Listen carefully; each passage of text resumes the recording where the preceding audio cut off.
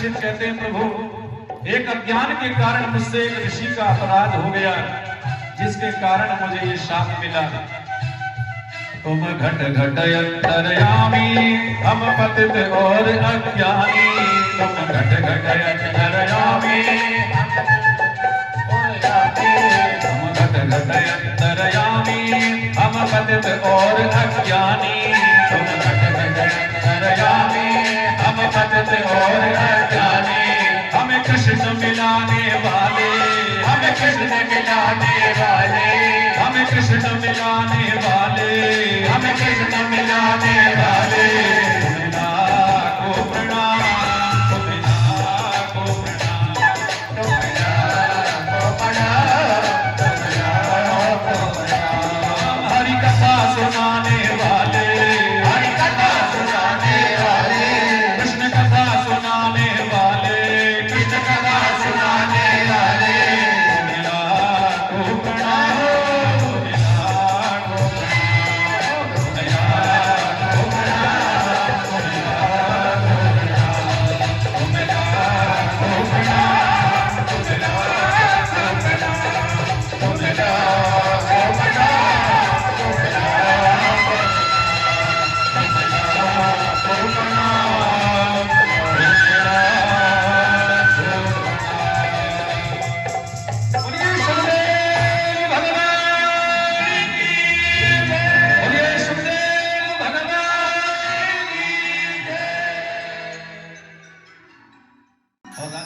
बुरे लोगों की, दुर्गुणी लोगों की संगति का त्याग करें। कि संग सर्वात्मना त्याज्यो, जो दुर्गुणी हैं, जो व्यसनी हैं, जो अधर्मी हैं, जो दुराचारी हैं, जो पापी हैं, जो पापाचारी हैं, ऐसे व्यक्तियों का संग का त्याग करें और अच्छे लोगों की संगति करें। और चौथी बात, राजन जित संगो जितेंद्रिया, इंद्रियों को जीते। जिसकी इंद्रिय वश में नहीं रहती उसका मन कदापि वश में नहीं रह सकता। हाँ, अब शुगर तो है 260 और महाराज रसगुल्ला खाने का मन कर रहा है तो खाओ, कौन मना करता है, लेकिन पहले उस रसगुल्ले का भगवान को भोग लगा दो। हाँ, फिर वो प्रसाद बन जाएगा, फिर उसको थोड़ा सा खा लो। ऐसा नहीं कि बहुत सारा किलो 2 किलो ले आए और भोग लगा दिया खाने के लिए। बोले भगवान कौन सा खाएंगे, बस भोग ही तो लगाएंगे, बाकी तो सब मेरा ही है। बोलो जय श्री कृष्ण। कभी शुगर में भी मीठा खाने का मन करे तो सबसे पहले उसका भगवान को भोग लगा दे, उसके बाद थोड़ा सा खा, कोई नुकसान नहीं होगा, कोई हानि नहीं होगी, पक्की बात है। क्योंकि फिर वो प्रसाद बन जाएगा। प्रसाद, प्रसाद किसे कहते हैं सज्जनों? प्रसाद में 3 शब्द हैं, प्रा, सा और दा। प्रा माने प्रभु का, सा माने साक्षात और दा माने दर्शन। जो प्रभु का साक्षात दर्शन करा दे उसका नाम है प्रसाद। बोले कैसे?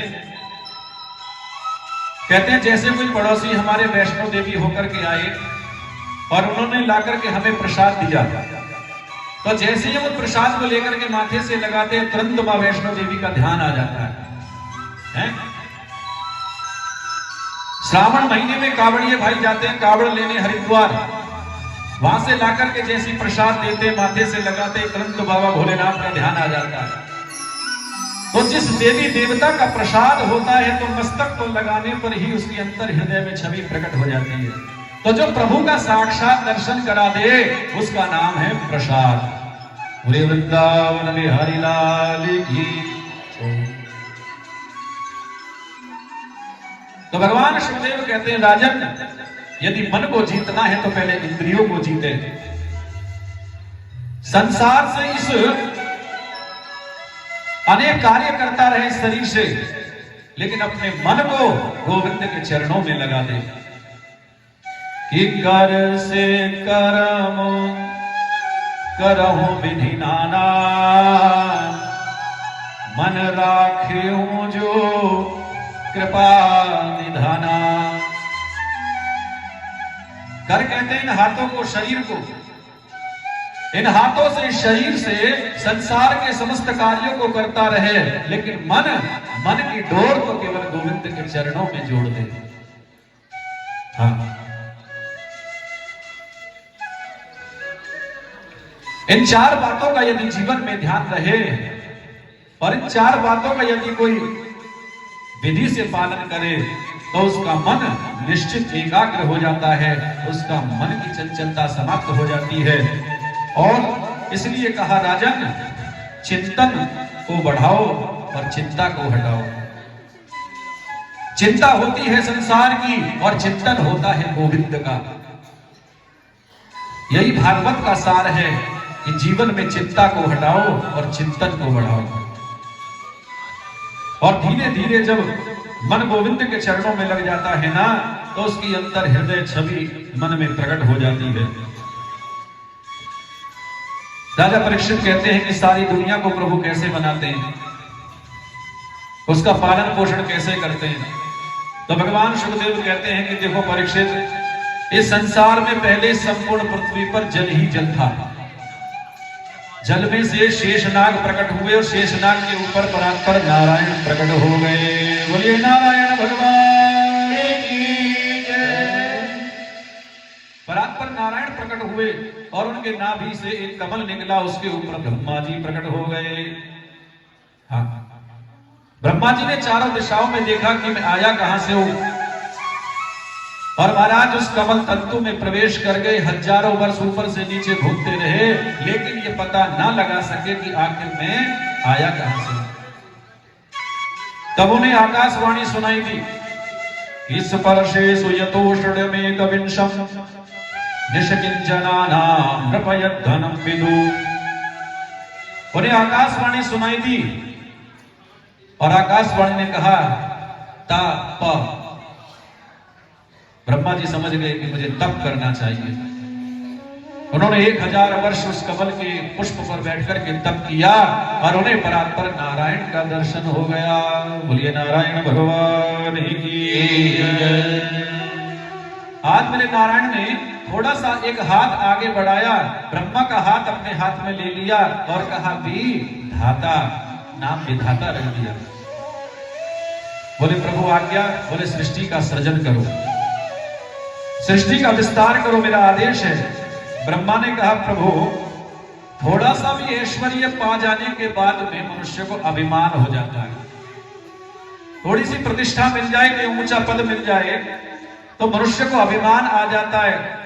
और आप तो पूरे संसार का मालिक मुझे बनाते हैं, मुझ में अभिमान आ गया तो भगवान कहते हैं मनुष्य को अभिमान कब आता है, जब उसे मेरी सत्ता का ज्ञान नहीं होता।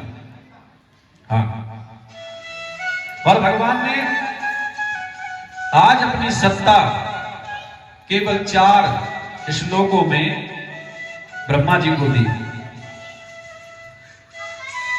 इसे चतुश्लोकी भागवत बोलते हैं। हाँ, केवल 4 श्लोकों में पहले भागवत थी। वेदव्यास जी महाराज को प्राप्त हुई तो 18,000 श्लोक बना दिए।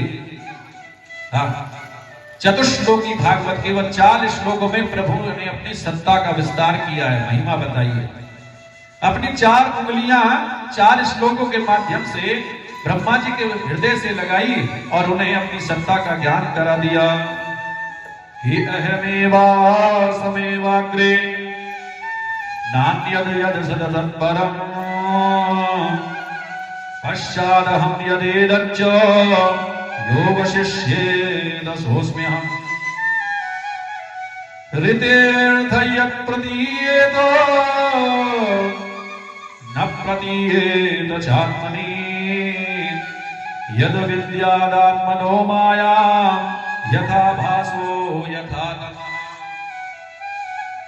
यथा महन्ति भूतानि भूतेषु चावचेष्वनो प्रविष्टान्यप्रविष्टानि तथा तेषु न तेष्वः एतावदेव जिज्ञासं तत्त्वजिज्ञासुतात्मनः अन्वयव्यतिरेकाभ्यां यत् स्यात् सर्वथा सर्वदा। अहमेवा समेवाग्रे, यानी इस सृष्टि से पहले भी मैं था, सृष्टि बनने के बाद भी मैं हूं, और जब सृष्टि का लय होगा तो केवल केवल मैं ही शेष रहता हूं, मैं ही बचता हूं। ब्रह्मा जी बोले बात कुछ कम समझ में आई। तो भगवान कहते हैं देखो, एक स्वर्णकार को सोने की एक ईंट लाकर के किसी ने दी,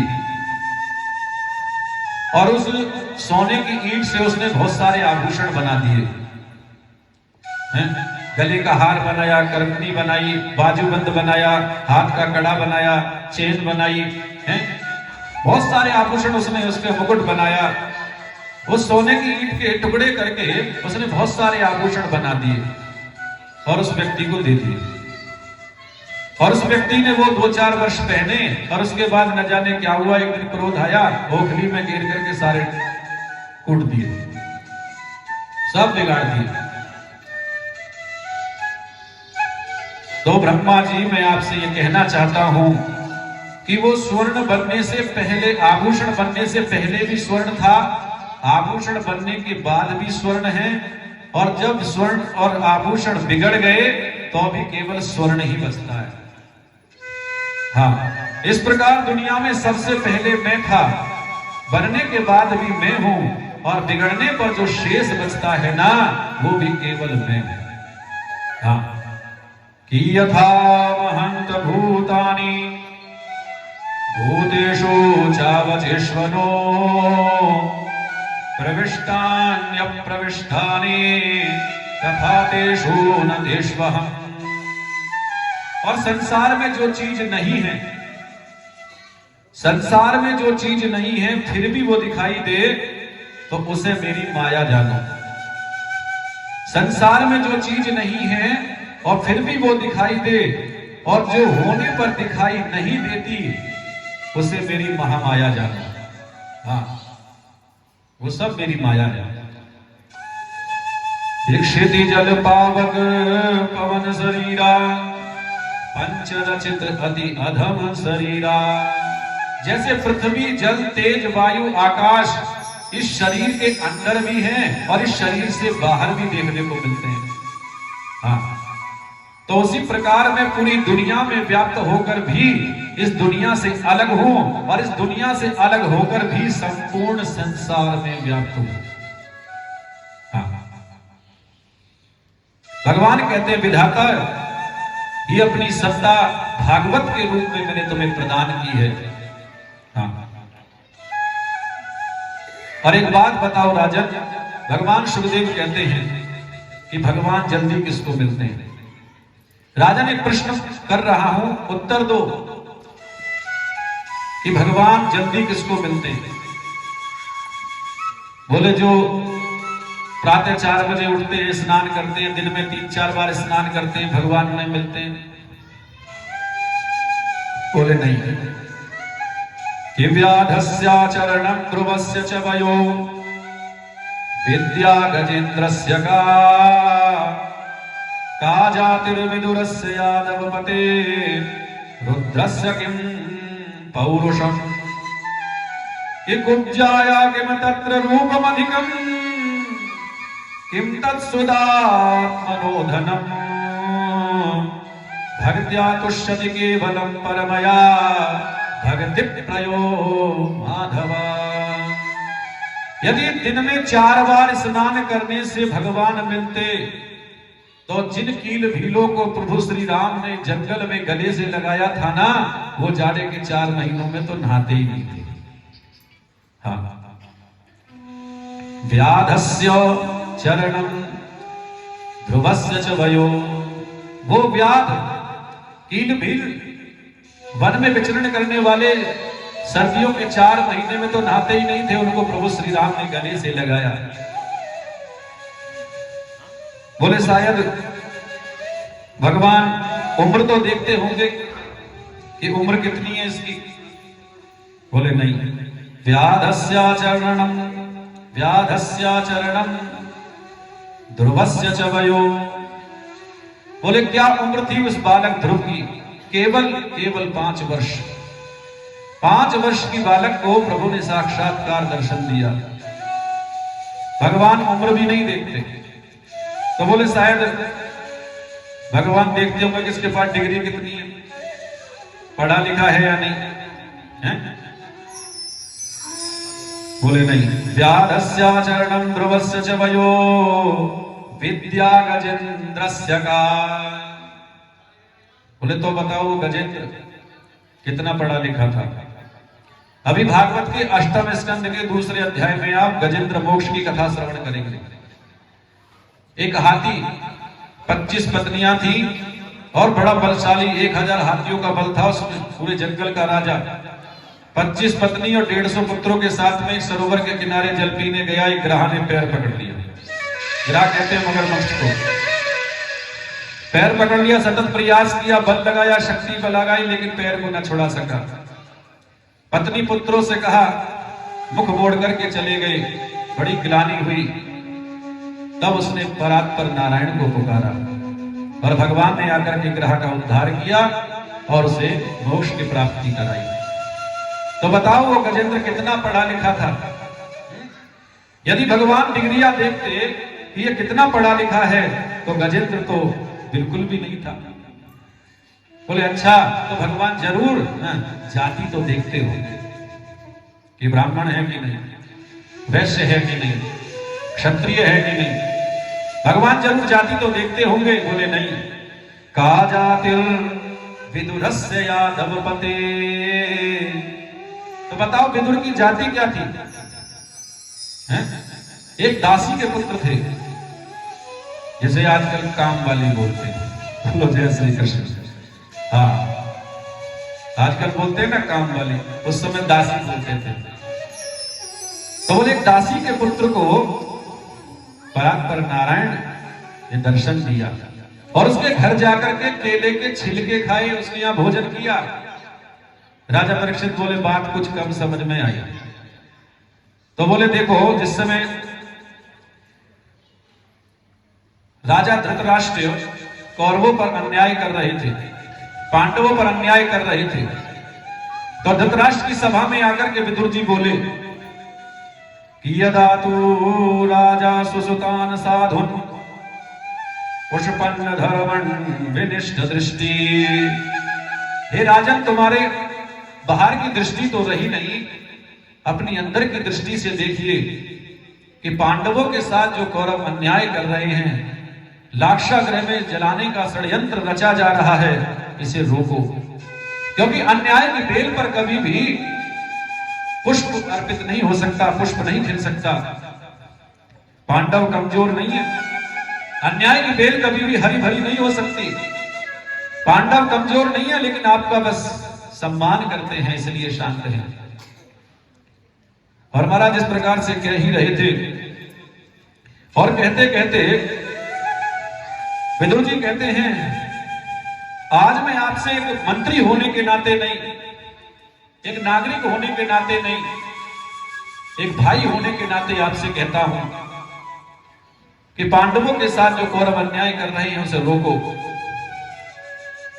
और शास्त्र कहता है, धर्म कहता है कि एक नगर को नष्ट करने से यदि पूरा देश सुरक्षित रहता हो तो उस नगर को नष्ट कर देना चाहिए।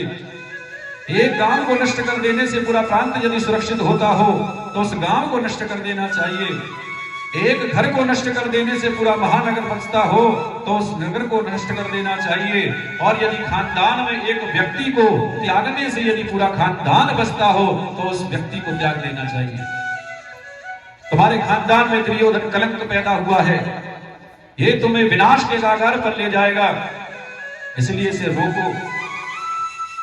और महाराज कह ही रहे थे, तुरंत वहां पर दुर्योधन ने महल में प्रवेश किया और कहा, काका, डांटते हुए बोला, मेरी ही कृपा से तुम्हें मंत्री पद मिला है और मेरे ही खिलाफ मेरे पिताश्री को भड़काते हो, निकल जाओ मेरे महल से। महात्मा विदुर कहने लगे, बेटा तुझे दुख देने का मेरा कोई मंतव्य नहीं था, और रही मंत्री पद की बात, ले उसे तो मैं अभी त्याग देता। तुरंत मंत्री पद को त्याग दिया और महाराज वन में पर्णकुटी बनाकर के विदुरानी के साथ रहने लगे। और 12 वर्षों से जिन्होंने अन्न का एक जल भी, अन्न का एक दाना भी ग्रहण नहीं किया, केवल फलाहार करके रहते थे, और प्रभु के द्वादशाक्षर मंत्र का जाप करके जिन्होंने अपने जीवन को बिताया, आज विदुरानी से आकर के बोले, देखो विदुरानी, आज तो हस्तिनापुर दुल्हन की तरह सज रहा है। जानती हो क्यों? क्योंकि आज मेरे द्वारिकाधीश शांति दूत बनकर के आ रहे हैं। पांडवों का क्या फैसला होता है जाकर के देखता हूं। विदुर और विदुरानी दोनों पहुंचे और इधर दुर्योधन ने कृष्ण के आगमन की खुशी में कपट पूर्ण मैत्री का परिचय देने के लिए बड़ी सजावट कराई, जगह जगह तोरण द्वार लगाए, अपने महलों के अटारियों पर नर नारियों को बिठा दिया फूलों की वृष्टि करने के लिए। भीड़ में सबसे पीछे विदुर विदुरानी खड़े हैं। जैसे ही अटारियों से नर नारी फूल डालती हैं तो प्रभु ने फूलों की ओर देखा ही नहीं और उनकी नजर सीधे विदुर जी पे पड़ गई। अब तो महाराज विदुर के मन में मयूर नाचने लगा, हृदय रूपी समुद्र में आनंद रूपी हिलोरे उठने लगी। पत्नी से बोले, देखो, अरे देखो विदुरानी, गोविंद मुझे देख रहे हैं, अरे गोविंद मुझे देख रहे हैं। और गोविंद ने देखते देखते इशारा कर दिया, काका तुम्हारे यहाँ जरूर आऊंगा। हाँ। और जैसे ही महाराज सभा में पहुंचे, हजारों सिंहासन लगे हैं, सबसे ऊंचे सिंहासन पर धृतराष्ट्र बैठे हैं और एक बड़ा सजा हुआ सिंहासन है, उस पर बिठाया भगवान द्वारिकाधीश को। हाँ, द्वारिकाधीश को बिठाया और दुर्योधन ने प्रणाम किया, कपट पूर्ण मैत्री का व्यवहार किया। भगवान ने दुर्योधन से कहा, दुर्योधन, मैं तुम्हें दुर्योधन ने सुयोधन बोलता हूं, क्या पांडव तुम्हारे परिवार के नहीं है? बोले हाँ हैं। बोले खास तुम्हारे चाचा के पुत्र नहीं है? बोले हाँ हैं। तुम्हारे भाई नहीं है? बोले हाँ हैं। क्या वो आधे राज्य के अधिकारी नहीं है? बोले बिल्कुल नहीं। हाँ, बोले बिल्कुल नहीं है। भगवान ने कहा, देखो हमें कुछ नहीं चाहिए और मैं वचन देता हूं, जो मैं स्वीकार कर लूंगा वो पांडव स्वीकार करने में बिल्कुल भी तनिक नहीं करेंगे। मैत्री की राह बताने को, सबको सुमार्ग पर लाने को, दुर्योधन को समझाने को, भीषण विध्वंस बचाने को भगवान हस्तिनापुर आए, पांडव का संदेशा लाए। दो न्याय तो अगर आधा दो, दो न्याय अगर तो आधा दो, उसमें भी यदि बाधा हो तो दे दो केवल 5 ग्राम, रखो अपनी धरती तमाम। हम वही खुशी से खाएंगे, परिजन पर असी न उठाएंगे। और दुर्योधन भी वो दे ना सका, उल्टे हरि को बांधने लगा। महाराज बहुत बड़ी जंजीर हाथ में लेकर के और भगवान कृष्ण को बांधने के लिए चला और तड़क करके कहने लगा, सूच्यक्रे नहीं बदास्यामी बिना युद्धे न केशव। हे केशव, एक सुई के नोक की बराबर भी भूमि बिना युद्ध के नहीं दूंगा।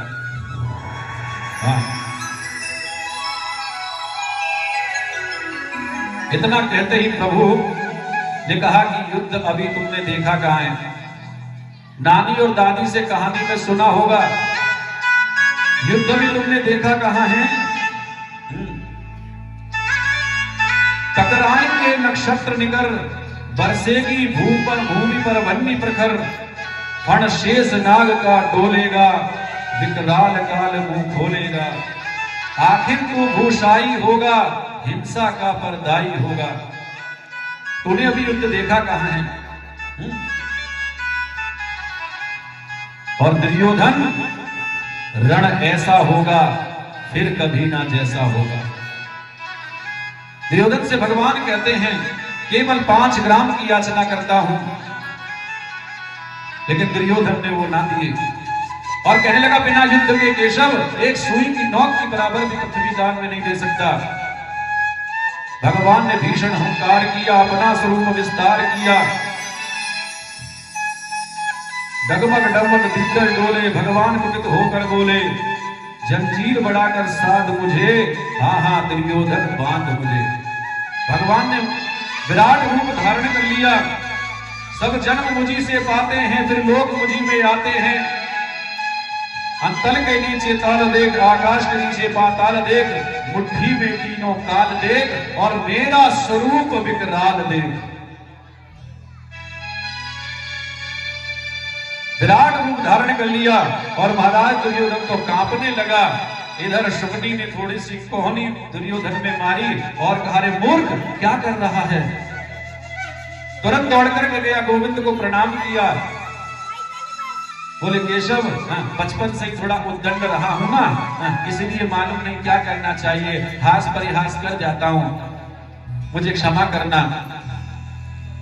और देखो, और मेरी माता श्री गांधारी ने 56 प्रकार के भोग बनाए हैं, आपको प्रसाद तो मेरे यहाँ ही लेना होगा, भोजन की समुचित व्यवस्था है, आपको वही करना होगा। भगवान बोले, देखो भोजन दो ही स्थिति में किया जाता है, या तो कराने वाले के मन में श्रद्धा हो या करने वाले के पेट में भूख हो। तुम्हारे मन में श्रद्धा नहीं है, कदाचित मेरे पेट में भूख भी नहीं है। और आज तो भोजन का प्रश्न ही नहीं उठता, क्योंकि आज तो मेरा भोजन काका श्री के यहाँ है। जोर से दुर्योधन हंसा, बोला, काका श्री के यहाँ। अब आपको केशव मालूम नहीं है कि मंत्री नहीं थे, अरे वन में रहते झोपड़ी बना करके अपने ही भोजन के लालन पड़े हुए, हाँ, उनको ही भोजन नहीं मिल रहा। भगवान बोले, जब निमंत्रण दिया है तो व्यवस्था तो की होगी। अब उस नीचे प्रजा में खड़े थे विदुर जी भी, बोले, राम राम राम, मैंने निमंत्रण दे दिया, लेकिन इसने कहा है तो आएगा जरूर, ये पक्की बात। तुरंत दौड़े महाराज और बाजार में जाकर के कहीं से लड्डू खरीदा, कहीं से गुलाब लिया, कहीं से माखन लिया, कहीं से मिश्री ली, कहीं से मेवे के लड्डू लिए, कहीं से जलेबी ली, कहीं से कलाकंद लिया, सारी सामग्रियों को इकट्ठा करने लगे। और इधर धृतराष्ट्र को प्रणाम करके केशव आज विदुर जी के घर आ गए। और विदुरानी ने जैसे ही दरवाजा खोला, द्वार खोला, तो महाराज देखती ही रहे। एक पाटा लेकर के कहा, गोविंद यहाँ बैठो। बोला, अरे गोविंद ये स्थान ठीक नहीं है, गोविंद जरा इधर आओ, यहाँ बैठो। बोले, ये स्थान भी ठीक नहीं है। महाराज पूरे घर में गोविंद को घुमा दिया और फिर पाटा उल्टा कर दिया, गोविंद उसी पे बैठ गए। हाँ, उल्टे पाटे पे गोविंद बैठ गए। हाँ, बोले, गोविंद बहुत दिनों बाद आए हैं आप, आपके लिए कुछ फलाहार की व्यवस्था करती हूँ। तुरंत दौड़ करके गई महाराज, टोकरी लेकर के बगीचे से कदली फल ले आई, जिसे केला बोलते हैं। केले के फल तोड़ करके लाई और महाराज गोविंद को निहारते निहारते केले का छिलका तो गोविंद को पकड़ा दे और केला दूर फेंक दी जाए। और गोविंद एक एक करके उन छिलकों को खा रहे।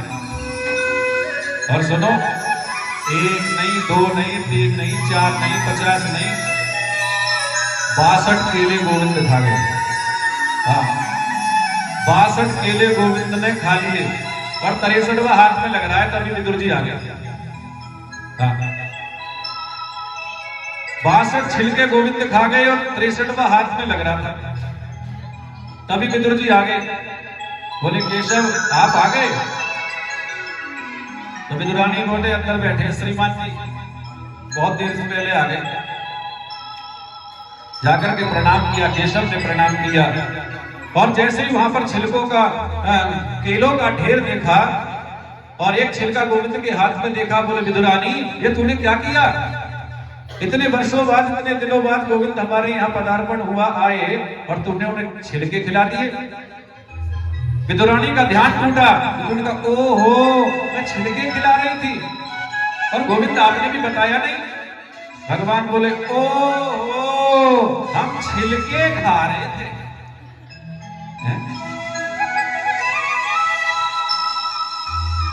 दौड़ करके विदुर ने वो छिलका प्रभु से छीन लिया, दूर फेंक दिया और एक नावे का लड्डू लिया और गोविंद के मुख में डालते हुए बोले, खाओ ना केशव, खाओ ना गोविंद, खाओ ना गोपाल। तो कृष्ण ने थोड़ा सा लड्डू खाया और कहा, काका एक सत्य बात कहूं? बोले, हाँ कहिए। बोले, जो स्वाद उस छिलके में था ना, वो इस लड्डू में नहीं। हाँ, बोलो द्वारिकाधीश भगवान की जय। भाव का भूखा हूं मैं और भाव ही बस सार है, भाव का भूखा हूँ मैं और भाव ही बस सार है। भाव से भजता जो मुझको भव से बेड़ा पार है, भाव से भजता जो मुझको भव से बेड़ा पार है। भाव बिन सुननी पुकारे मैं कभी सुनता नहीं, भाव बिन सुननी पुकारे मैं कभी सुनता नहीं। भाव से एक फूल भी दे तो मुझे स्वीकार है, भाव से एक फूल भी दे तो मुझे स्वीकार है। अन्न वस्त्र और धन ना कभी कुछ चाहिए, आप हो जाए मेरा बस यही मेरा सत्कार है। भाव का भूखा हूँ मैं और भाव ही बस सार है, भाव से भजता जो मुझको भव से बेड़ा पार है। और कहते हैं मनुष्य जब इस संसार में आता है तो अपने कर्मों के वशीभूत होकर के आता है, शेष कर्मों को भोगने के लिए। और भगवान जब पृथ्वी पर अवतार लेते तो भक्तों के वश होकर के लेते, भक्तों के वशीभूत होकर के। भगवान व्यास पुत्रो यदक्षया गामनमानो नभीक्षा, अलिंगलिंगो निजलाभपुष्टो व्रतस्य बालैरवधूतवेश। अधिक समय न लेते हुए केवल एक बात आपसे पूछता हूं कि जल्दी मरने वाले को क्या करना चाहिए? जल्दी मरने वाले का क्या कर्तव्य है? किसी ने कहा महाराज महामृत्युंजय का जाप कर लें। बोले महामृत्युंजय का जाप भी 41 दिन से पूर्ण तो पहले होगा नहीं, उसमें भी 41 दिन लगेंगे कम से कम। बोले तो माँ भगवती दुर्गा माता का नवरात्र पाठ, बोले उसमें भी कम से कम 9 दिन तो लगेंगे। हाँ, किसी ने कहा सुंदरकांड का पाठ कर लो, बोले 2 घंटे में कौन सा मोक्ष मिल जाएगा?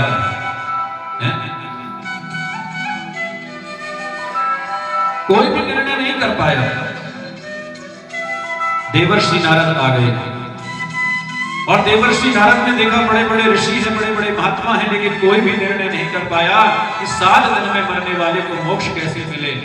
तुरंत दौड़े और एक कलकल विनादनी मां भगवती गंगा के किनारे पर एक रेत में लेटे हुए थे शुभदेव महाराज। हाँ, उनके चरणों में प्रणाम किया, बोले जल्दी चलिए प्रभु, जल्दी चलिए। राजा परीक्षित को शाप लगा है और उसे जाकर के आप भागवत सुना दीजिए, उसे मोक्ष दिला दीजिए। भगवान सुखदेव बोले क्यों चले? बोले महाराज उसे शाप लगा, बोले उसने एक संत का अपमान कर दिया, गले में बना हुआ सर्प डाल दिया, उसके कारण तेजस्वी पुत्र ने शाप दिया। भगवान सुखदेव बोले जब अपराध किया है तो दंड भोगेगा, हम क्यों चले? अच्छा, संतों से महात्माओं से ज्यादा जबरदस्ती तो कर नहीं सकते। देवर्षि नारद कहने लगे एक प्रश्न का उत्तर प्रभु आप मुझे दें। एक कुआं है और उस कुएं के पास में एक आंख वाला व्यक्ति बैठा है और सामने से एक अंधा व्यक्ति आकर के उस कुएं में गिरने ही वाला है, तो जो कुएं के पास में आंख वाला व्यक्ति है उसका क्या कर्तव्य है? बोले देवर्षि तुरंत उस आंख वाले व्यक्ति को रोक देना चाहिए कि आगे कुआं है भैया, अलग हो जा, साइड मार्ग बदल दे उसका, उसे सही मार्ग पे छोड़ दे। तो बोले बस मेरे प्रश्न का उत्तर मिल गया। हाँ, संसार रूपी भवसागर में, संसार रूपी कुएं में, इस संसार रूपी भौतिक सुख साधनों में लिप्त वह अंधा परीक्षित उस कुएं में गिरने के लिए जा रहा है और आंख वाले आप व्यक्ति इस कुएं के पास बैठे हैं, तो आपको उसे सही मार्ग दिखाना चाहिए। शुभदेव मुस्कुराए, बोले राजन बड़े चतुर हो, देवर्षि बड़े चतुर हो, हम अभी चलते हैं। और आज भगवान शुभदेव महाराज राजा परीक्षित की सभा में आ गए। हाँ, किसी ने सोचा इतना बड़ा संत आ रहा है महाराज, 2, 4, 5 हजार शिष्य तो होंगे। बोले शुभदेव महाराज का कोई शिष्य नहीं, शुभदेव महाराज का कोई आश्रम भी नहीं है, सुखदेव महाराज के पास कोई वाहन भी नहीं।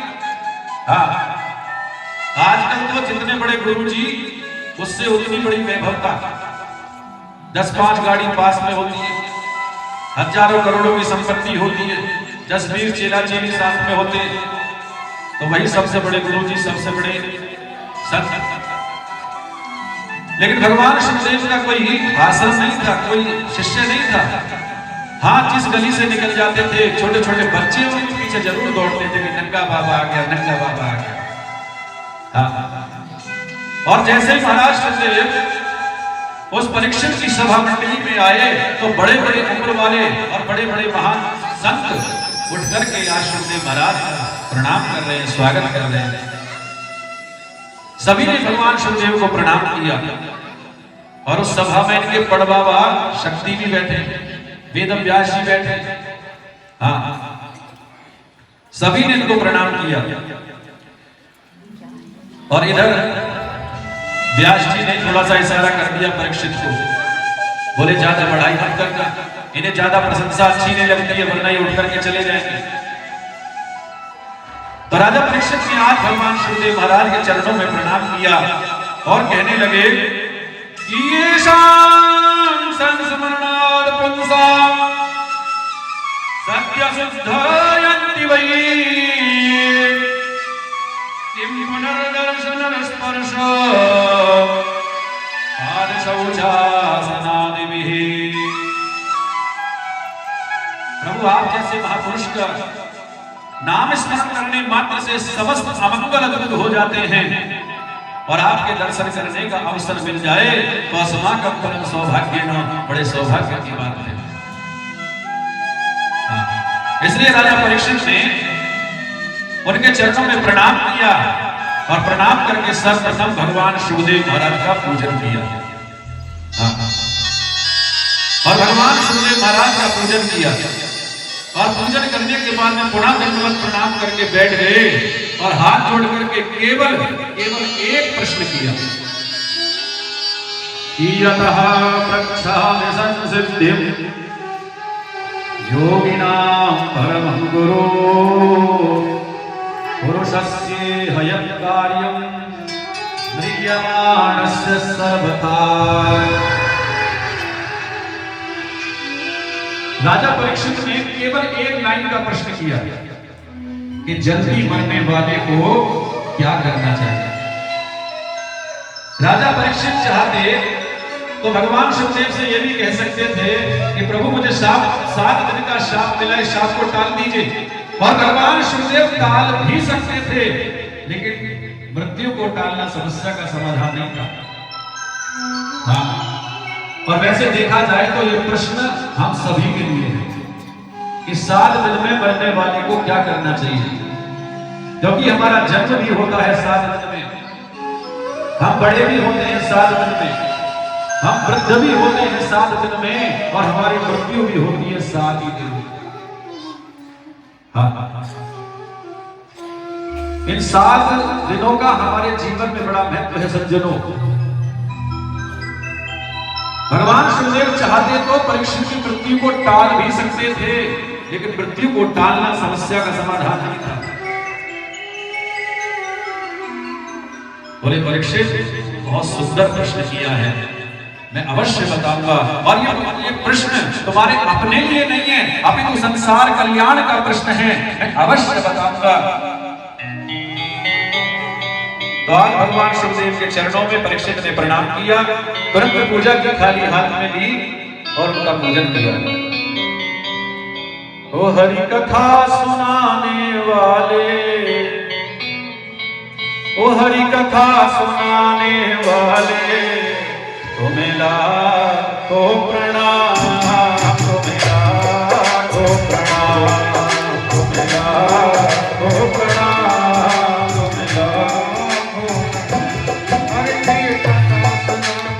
परीक्षित बने हैं, जो परीक्षित बने हैं वो कृपा कर 2 मिनट के लिए ऊपर आ जाए और भगवान सुखदेव महाराज का थोड़ा सा पूजन कर दीजिए, फिर अपने स्थान पर बैठे। ओ हरि कथा सुनाने वाले, हरि कथा सुनाने वाले, कृष्ण कथा सुनाने वाले, कृष्ण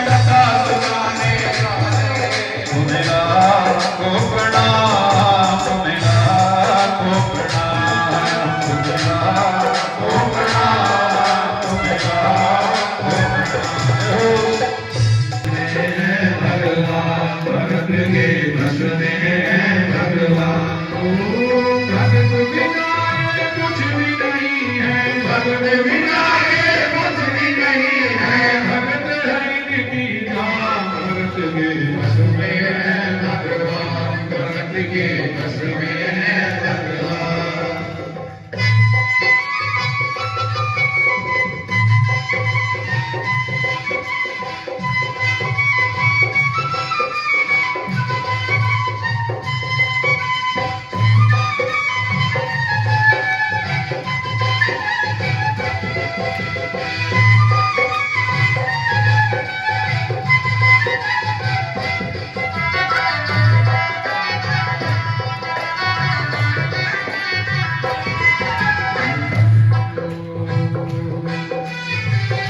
भगत मुरली वाले की रोज वृंदावन डोले, भगत मुरली वाले की रोज वृंदावन डोले। कृष्ण को लल्ला समझे, कृष्ण को लल्ला बोले, कृष्ण को लल्ला समझे, कृष्ण को लल्ला बोले।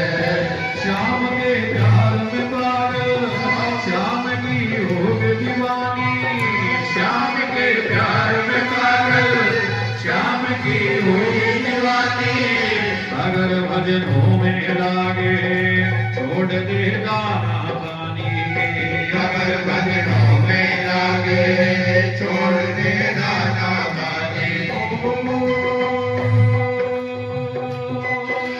प्यार करने को लागी उससे, प्यार करने को लागी उससे, अपने पुत्र समान। भगत के बस में है भगवान, भगत के बस में है भगवान। ओ भगत बिना ये कुछ भी नहीं है, भगत बिना ये कुछ भी नहीं है। भगत है इनकी जान, भगत के बस में है भगवान, भगत के बस में है भगवान।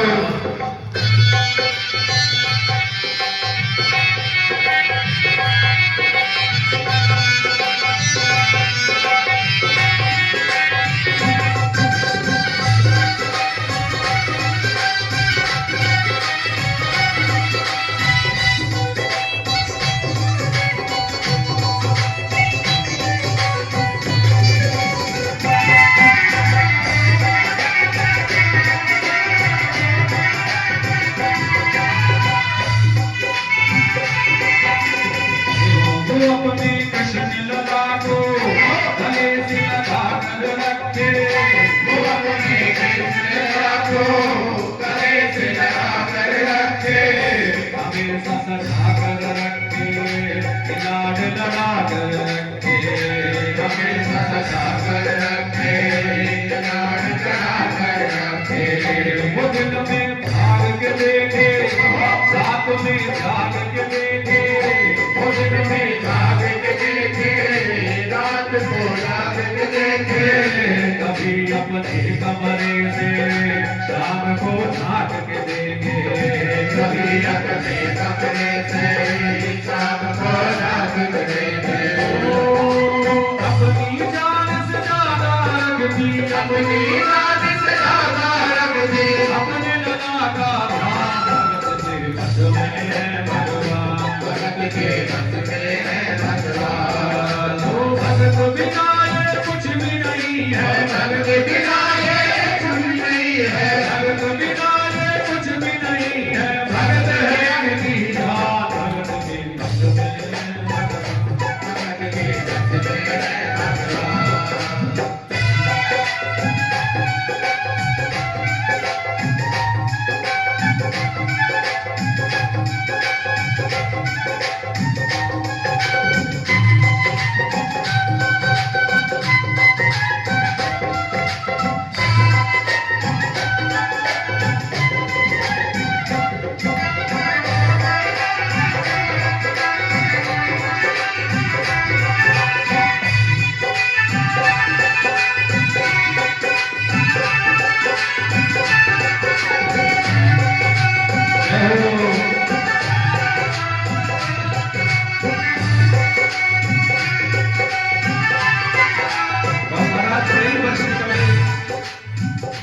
कई वर्ष इसी प्रकार निकल गए और एक दिन जन्माष्टमी आ गई और उसी जन्माष्टमी को अचानक गुड़िया माता का स्वास्थ्य खराब हो गया, पलंग से उठना भी दुश्वार हो गया।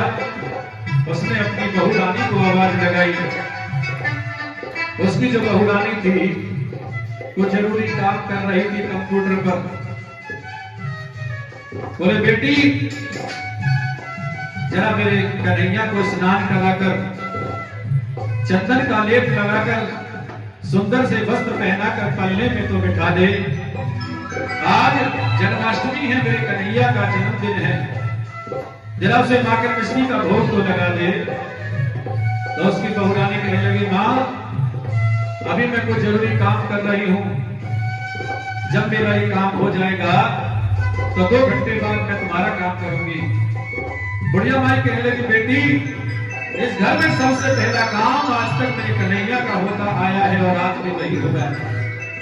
पहले तू जरा मेरे कन्हैया का काम कर दे, उसके बाद फिर जो तू कहेगी मैं मना नहीं करूंगी। बहू रानी को थोड़ा गुस्सा आ गया। बहू रानी ने गुस्से में आकर झुंझलाकर कन्हैया की मूर्ति को झटके से उठाया और मूर्ति हाथ से नीचे गिर गई। तो उस बुढ़िया माई के दिल से क्या आवाज आई? लल्ला लल्ला पुकारे आएगा जुल्म हुआ रे, लल्ला लल्ला पुकारे आएगा जुल्म हुआ रे। बुढ़ापा बिगड़ गया रे, लाल मेरा कैसे गया रे। बुढ़ापा बिगड़ गया रे, लाल मेरा कैसे गया रे। और जैसे ही सास बहू की थोड़ी नोक-झोंक होने लगी, तुरंत आवाज सुनी, बेटा आ गया। बेटे ने कहा मां क्या हुआ? जिनका देख मेरे कन्हैया को कितने ऊपर से गिराया है, और जमीन पर गिरते ही बड़ी जोर से आवाज आई है, न जाने कहां चोट लगी होगी। इसलिए जाओ डॉक्टर को बुलाओ, जरा का हाल दिखाओ। जाओ डॉक्टर को बुलाओ, जरा का हाल दिखाओ। अगर किसी कुछ हो गया मुझे भी मार गिराओ। अगर किसी को कुछ हो गया मुझे भी मार गिराओ। रोते रोते पागल हो गई, रोते रोते पागल हो गई, रोते रोते पागल हो गई, रोते रोते पागल हो गई। वाले परेशान भगत में भगवान, भगत के भगत में है भगवान। ओ भगत बिना ये कुछ भी नहीं है, भगत बिना ये कुछ भी नहीं है। भगत है इनकी जान, भगत के भक्त में है भगवान, भगत के भक्त में है भगवान। और कहा बुढ़िया की उस रजन को सुनकर के विलाप को सुनकर पास पड़ोसी लोग इकट्ठे हो गए, आसपास के लोग एकत्रित हो गए। कहा बेटा क्या हुआ? उस बुढ़िया माई के बेटे ने कहा मेरी माँ पागल हो गई है। अरे पीतल की मूर्ति जमीन पर गिरती है तो बड़ी बड़ी चोट लगी है, डॉक्टर को बुलाकर के इसे दिखाओ। भला पीतल की मूर्ति के कहीं चोट लगती है? मुझे लगता है कि मेरी माँ पागल हो गई है। उनमें एक बुजुर्ग व्यक्ति खड़े थे और कहने लगे बेटा क्यों झमेला करता है? गांव में इतने सारे डॉक्टर हैं, किसी को बुला ला, वो आकर के तेरी माँ से कह देगा कि लला ठीक है, तो तेरी माँ शांत हो जाएगी। बेटे की बात समझ में आ गई और तुरंत दौड़ा, कई डॉक्टरों के पास गया, लेकिन कोई भी डॉक्टर ये केस लेने को तैयार नहीं हुआ। शहर में गया दौड़ करके और राजनगर एक्सटेंशन आ गया। बोलो जय श्री कृष्ण। यहाँ आकर के डॉक्टर से बोला डॉक्टर साहब मैं आपको चौगनी फीस दूंगा, बस एक बार मेरे साथ मेरे घर चलो, मेरी माँ का ऐसा ऐसे हाल है, एक बार उससे कह देना लला ठीक है, आपको दुगनी चौगनी फीस दूंगा। अब डॉक्टर भी लालच में आ गया, अपना ब्रीफकेस आला उठाया और उसके साथ उसके घर आ गया और आकर के महाराज इस डॉक्टर ने अपना इलाज प्रारंभ किया। नबज को टटोल के बोले ये तेरा लाल सही है, नबज को टटोल के बोले ये तेरा लाल सही है। भाई चिंता मत करियो कोई तकलीफ नहीं है, भाई चिंता मत करियो कोई तकलीफ नहीं है। वो माथा देख के बोले ये तेरा लाल सही है। माता देख के बोले ये तेरा हाल सही है। कसम का घर कहता हूँ कोई तकलीफ नहीं है। कसम का घर कहता हूँ कोई तकलीफ नहीं है। बुढ़िया माई ने डॉक्टर कहा, अरे ओ डॉक्टर तू कैसा इलाज कर रहा है? इतने ऊपर से मेरा कन्हैया गिरा है और देख बोल भी नहीं रहा है। जरा अपना ब्रीफकेस खोल और उसमें से वो मशीन तो निकाल जो कान में लगा करके सीने से लगाते। अब डॉक्टर बेचारा क्या करता, अपना ब्रीफकेस खोला, उसमें से वो मशीन निकाली, वो आला निकाला और दूसरे अपने कानों से लगाए। और जैसे ही उसने तीसरा सिरा कन्हैया के सीने से लगाया तो क्या हुआ?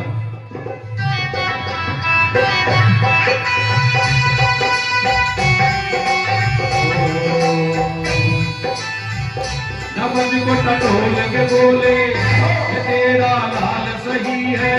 नवज को टटोल के बोले ये तेरा लाल सही है। माई चिंता मत करियो कोई तकलीफ नहीं है। माई चिंता मत करियो कोई तकलीफ नहीं है। और महाराज जैसे ही तीसरा सिरा उसने सीने से लगाया, जो ही सीने से लगाया पसीना छम कर आया। जो ही सीने से लगाया पसीना छम कर आया। उसने कई बार लगाया और डॉक्टर चकराया। उसने कई बार लगाया और डॉक्टर चकराया। धड़क रहा सीना लल्ला का, धड़क रहा सीना लल्ला का। मूर्ति में थे प्राण तेरी बस में भगवान। ओ भक्त बिना ये कुछ भी नहीं है। भक्त बिना ये कुछ भी नहीं है। भक्त है इनकी जान, भक्त के बस में भगवान। और जब इस प्रकार का नजारा उस डॉक्टर ने देखा तो उस मूर्ति में धड़कन थे, प्राण थे। पहली बार ऐसा देखा। तो महाराज जब तक जो वैज्ञानिक डॉक्टर की पढ़ाई की थी ना, सारी फेल हो गई। अपना ब्रेन के साथ छोड़ करके वहां से भागने लगा। तुरंत बुढ़िया माई ने रोका और कहा, अरे ओ डॉक्टर कहाँ जा रहा है? तो उस डॉक्टर ने जवाब दिया,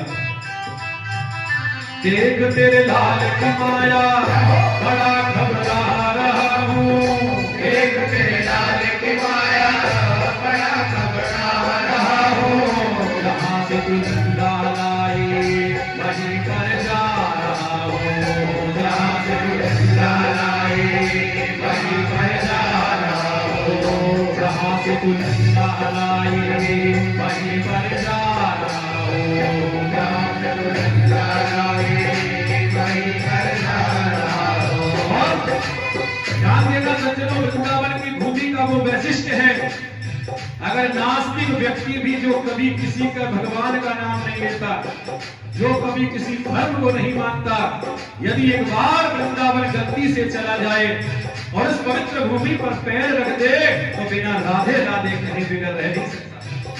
जहाँ से तू लल्ला लाई वहीं पर जा रहा हूँ। जहाँ से तू लल्ला लाई वहीं पर जा रहा हूँ। और उस डॉक्टर ने बुढ़िया माई के बेटे को बुलाया और कहा, बोलता है मेरी माँ पागल है? बुढ़िया माई से कहा और उस बेटे को बुलाया और बेटे से कहा, ये कहता है कि मेरी माँ पागल है। जहाँ से तू लल्ला लाई वहीं पर जा रहा हूँ। जहाँ से तू लल्ला लाई वहीं पर जा रहा हूँ। लाल तेरा जुग जीवे बड़ा एहसान किया है। लाल तेरा जुग जीवे बड़ा एहसान किया है। आज से सारा जीवन उसी के नाम किया है। आज से सारा जीवन उसी के नाम किया है। और उस बेटे को डांटते हुए बोला डॉक्टर, ओ बनवारी तेरी माँ नहीं पागल, बनवारी तेरी माँ नहीं पागल, बनवारी तेरी माँ नहीं पागल, बनवारी तेरी माँ नहीं पागल, पागल सारा जहान भगत की कसम है भगवान, भगत की कसम है भगवान। ओ भगत बिना ये कुछ भी नहीं है, भगत बिना ये कुछ भी नहीं है, भगत बिना ये कुछ भी नहीं है, भगत बिना ये कुछ भी नहीं है, भगत है इनकी जान, भगत के भगत के बस में है भगवान, भगत के बस में है भगवान, भगत के बस में है भगवान, भगत के बस में है भगवान, भगत के बस में है भगवान, भगत के बस में है भगवान, भगत के बस में है गोविंद।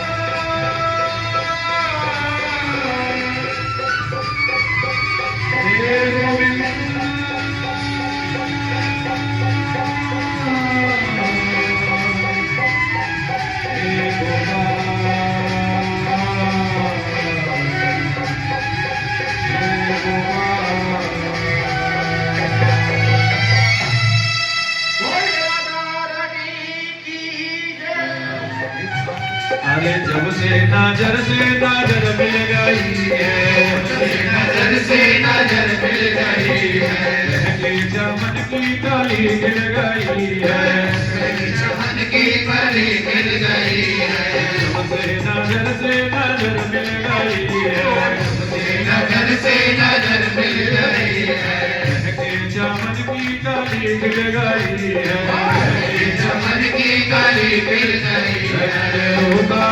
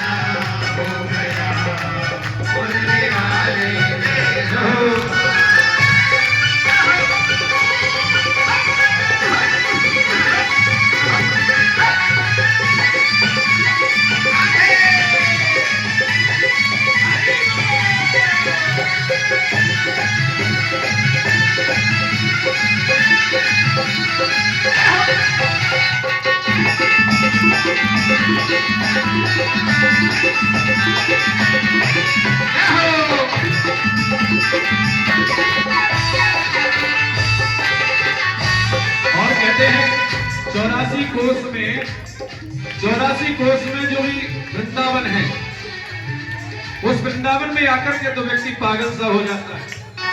लेकिन वृंदावन से भी खतरनाक जगह है बरसाना। हाँ, जो एक बार बरसाना चला गया ना, वो राधे राधे कहीं बिगड़ रह नहीं सकता। मैं जहाँ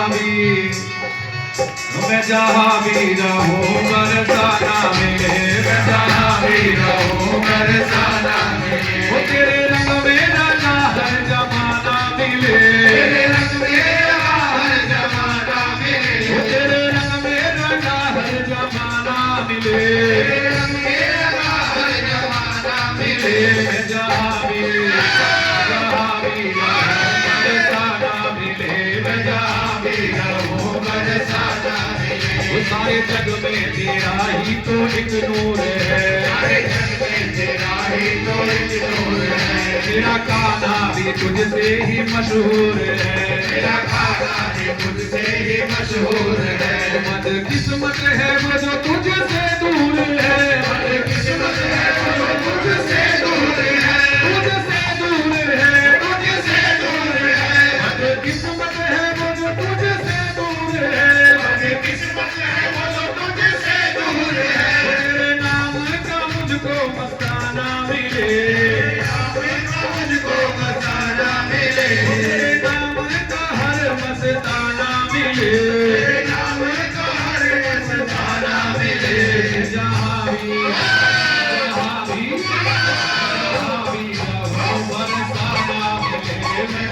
भी रहो बरसाना मिले। बोलो राधा रानी मैया की।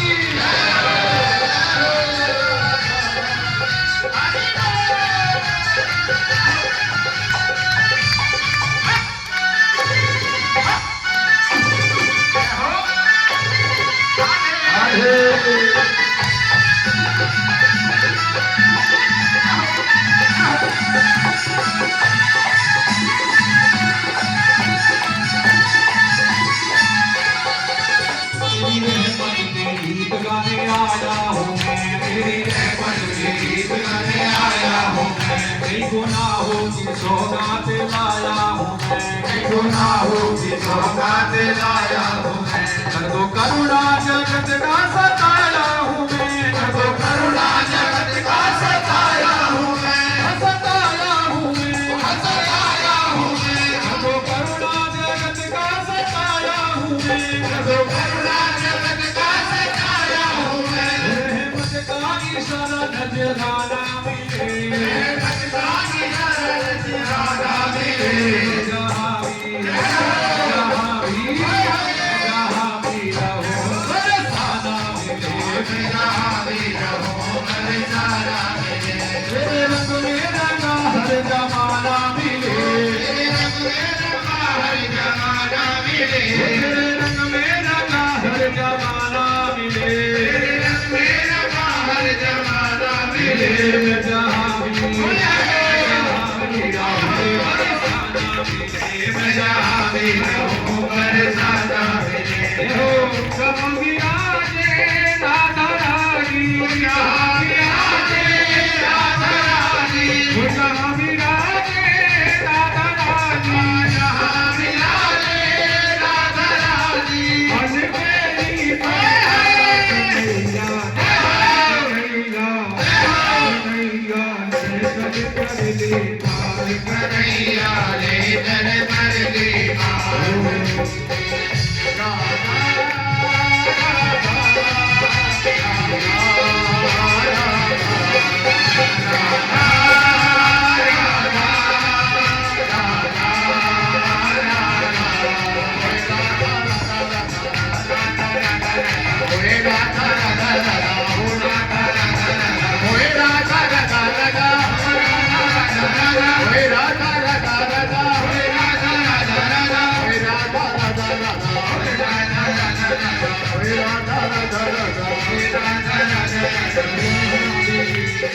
जहाँ भी रहो बरसाना मिले, जहाँ भी रहो बरसाना मिले। वो तेरे रंग में रंगा हर जमाना मिले, तेरे रंग में रंगा हर जमाना मिले। तेरे रंग में रंगा हर जमाना मिले। तेरे रंग में रंगा हर जमाना मिले। जहाँ भी रहो बरसाना मिले, जहाँ भी रहो बरसाना मिले। जहाँ भी रहो रे बरसाना मिले। जहाँ भी रहो बरसाना मिले। तेरी पायल बच्ची मेरी बजती रहे, बजती रहे। मेरी पायल बच्ची मेरी बजती रहे। पायल बजती बजती रहे। मुझे कब प्यारे की सजती रहे, सजती रहे। मुझे कब प्यारे की सजती रहे। प्यारे की सजती रहे। तेरे नसीबों पे छाई ये मस्ती रहे, तेरे रस्मों में छाई ये मस्ती रहे। मस्ती रहे, छाई मस्ती रहे। मस्ती रहे। मस्ती रहे। तेरे नसीबों में छाई ये मस्ती रहे। तेरे रस्मों में छाई ये मस्ती रहे। तेरे चरणों में मुझको ठिकाना मिले, मुझको ठिकाना मिले। तेरे चरणों में रज में ठिकाना मिले। तेरे चरणों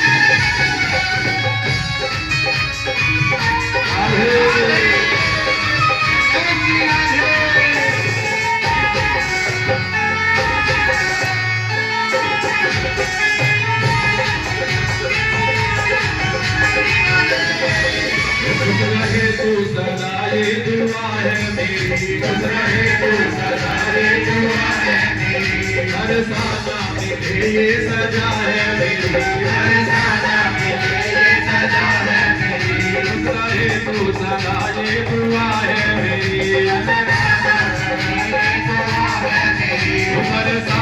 भले सदा है मेरी, बरसाना भले सदा है मेरी, तेरे चरणों में रहना सजा है मेरी, तेरे चरणों में रहना सजा है मेरी, वो सजा है मेरी, वो सजा है मेरी, तेरे चरणों में रहना सजा है मेरी, तेरे चरणों में रहना सजा है मेरी, वो रवीरस का सदा ही दीवाना मिले, रवीरस का सदा ही दीवाना मिले,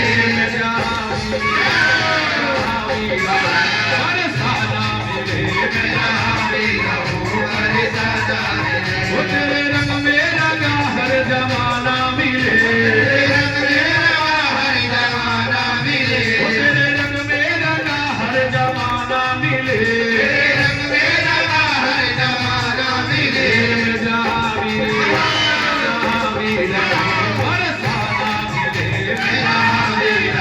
बरसाना मिले, वो तेरा बरसाना राधे मेरी जान है, तेरा बरसाना राधे मेरी जान है। एक बार दोनों हाथ ऊपर उठाइए, राधे। और जो भी राधा रानी लाडली से प्रेम करता है और दोनों हाथों से मीठी मीठी तालियां बजाते हुए कहें, वो तेरा बरसाना राधे मेरी जान है, तेरा बरसाना राधे मेरी जान है, तेरा बरसाना राधे मेरी जान है, तेरा बरसाना राधे मेरी जान है, वो मेरे अरमानों की आन है शान है, मेरे अरमानों की आन है शान है, तेरे गलियों में जाकर ये कुर्बान है, तेरे गलियों में जाकर ये कुर्बान है, जग कुर्बान है, जग कुर्बान है, तेरी गलियों में जाकर ये कुर्बान है, तेरी गलियों में जाकर ये कुर्बान है, जब भी तेरा नजराना मिले, जब भी तेरा नजराना मिले, जहाँ भी रहूं बरसाना मिले, मैं जहाँ भी रहूं बरसाना मिले, मैं जहाँ भी रहूं बरसाना मिले, जहाँ भी रहूं बरसाना मिले, मैं जहाँ भी रहूं बरसाना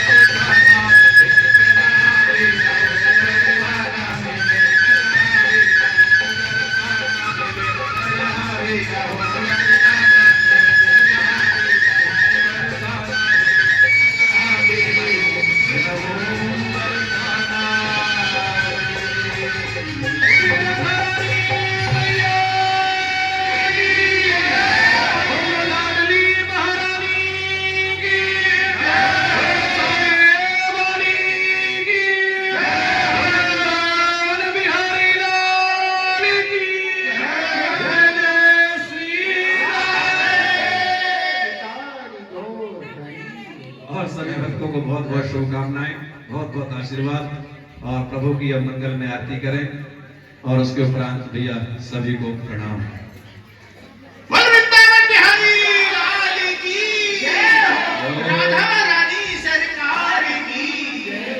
ओम चंद्रमा मनसो जातिदत्तो सूर्यो अजायत सोत्रादायश्च प्राणश्च मुखादग्ने रजायतः ओम आरात्रि पार्थिव भूरजः विदुरप्रायधाम विहिदिवः सदा कुलबृहते दृष्टात्वकं वर्तते तमः सोत्रादायश्च प्राणश्च मुखादग्ने रजायतः। श्रीमद् भागवत भगवान की है आरती, पापियों को पाप से है तारती। श्री भागवत भगवान की है आरती, पापियों को पाप से है तारती। भागवत भगवान की है आरती, पापियों को पाप से तारती। ये अमर ग्रंथ ये मुक्ति पंथ ये पंचम वेद निराला, नव ज्योति जगाने वाला, नव ज्योति जगाने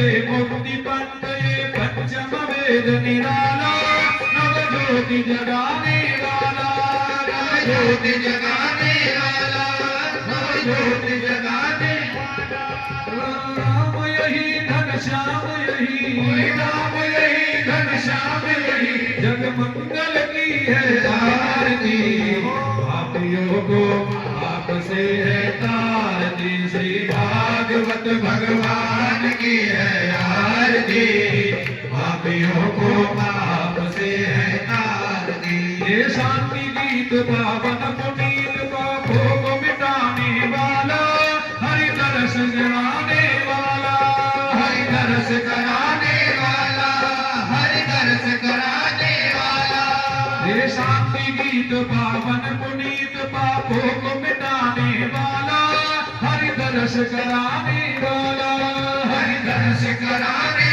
वाला हरि तरस कराने वाला वो सुख करनी ये दुख हरनी सुख करनी ये दुख हरनी श्री मधुसूदन की आरती पापियों को आपसे है तारती श्री भागवत भगवान की है आरती पापियों को आपसे है तारती श्री भागवत भगवान की है आरती पापियों को आपसे है तारती ये मधुर बोल जगबंद बोल सन्मार्ग दिखाने वाला बिगड़ी को बनाने वाला बिगड़ी को बनाने वाला बिगड़ी को बनाने वाला ये मधुर बोल जगबंद बोल सन्मार्ग दिखाने वाला बिगड़ी को बनाने वाला बिगड़ी को बनाने वाला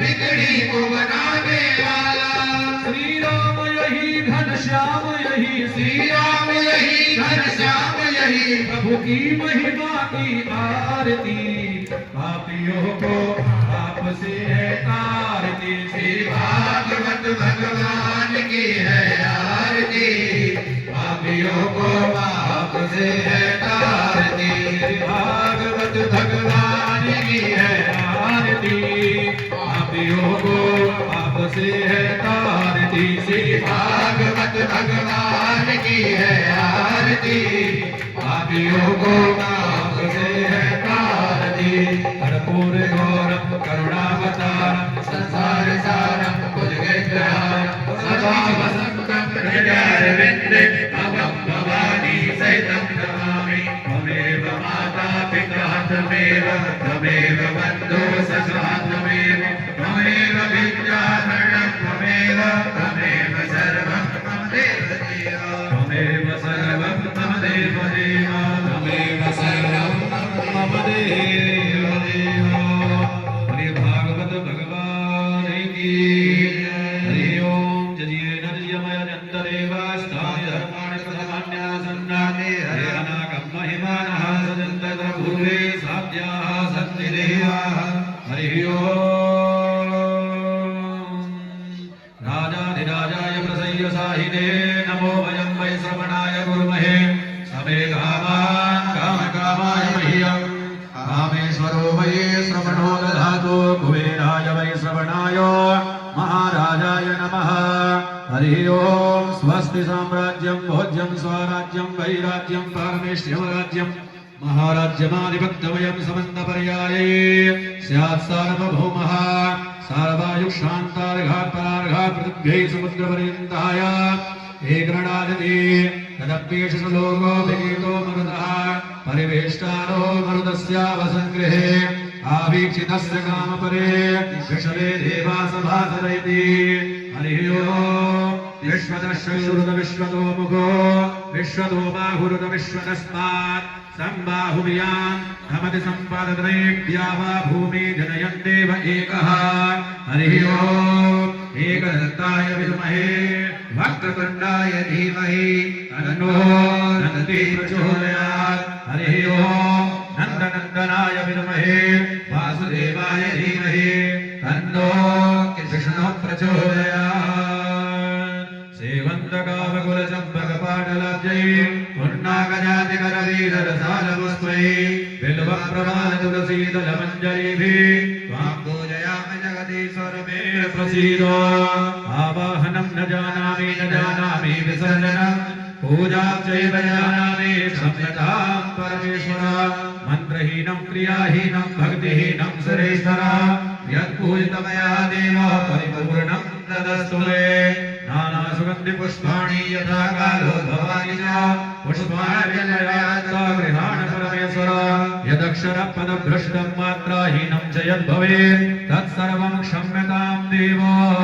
प्रसीद परमेश्वर प्रसीद परमेश्वर बोले नारायण भगवान की धर्म की अधर्म का प्राणियों में सद्भाव हो विश्व का ज्ञान हो गौ माता की जय हो सनातन धर्म की जय हो माता पिता की जय हो गुरुदेव भगवान की जय हो संत समाज की जय हो वेद भगवान की जय हो गंगे मैया की जय हो दुर्गे माता की जय हो नारायण भगवान की जय हो व्यास जी महाराज की जय हो गुरुदेव भगवान की जय हो दीक्षित जी महाराज की जय हो बोलिए भागवत भगवान की जय जय श्री राधे जय जय श्री राधे जय श्री राधे श्याम। और एक विशेष निवेदन, कल की जो कथा है वो श्री कृष्ण प्रकटोत्सव के माध्यम से संपन्न होगी। और जैसा कि हम सभी जानते हैं, जिस समय कन्हैया जन्म लेकर के गोकुल में आए तो छोटा सा बाल स्वरूप था। तो उसी बाल स्वरूप के दर्शन कल आप यहां करेंगे। और उन माताओं से अनुरोध है जिनके अभी 1 या 2 महीने 3 महीने तक का कोई शिशु है, बालक है, तो उसे कृष्ण बनने का सौभाग्य प्राप्त होगा। हाँ हाँ,